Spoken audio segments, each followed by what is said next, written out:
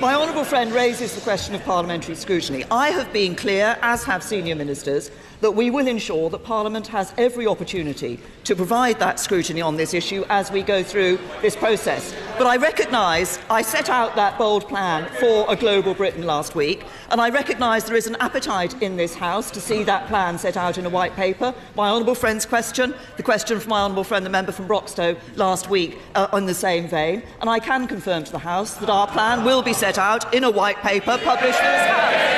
She will turn Britain into a bargain basement tax haven off the coast of Europe. Well, Mr. Speaker, we on this side of the House are very well aware of the consequences that would have. The damage it would do to jobs and living standards and our public services. Is she now going to rule out the bargain basement threat that was in her speech at Lancaster House? Perhaps he should listen to his former colleague in this House, the Mayor of London, Sadiq Khan, who has today said, to give credit to the government, I don't think they want to weaken workers' rights, and goes on to say, I've seen no evidence from the conversations I've had with senior members of the government that that's their aspiration or their intention or something they want to do, which is good. As usual with Labour, the right hand's not talking to the far left. Again, I would point out to the right honourable gentleman that it is this government that has introduced the national living wage. And this government that has actually made changes to zero-hour contracts. But on the issue of my visit to the United States of America, on the issue of my visit to the United States of America, I'm pleased that I am able to meet President Trump so early in his administration.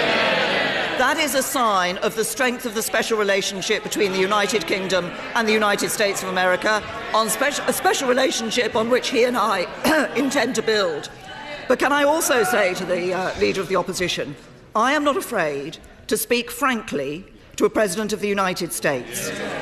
I am able to do that because we have that special relationship, a special relationship that he would never have with the United States.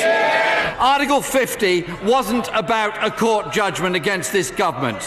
What it signified was the bad judgment of this government.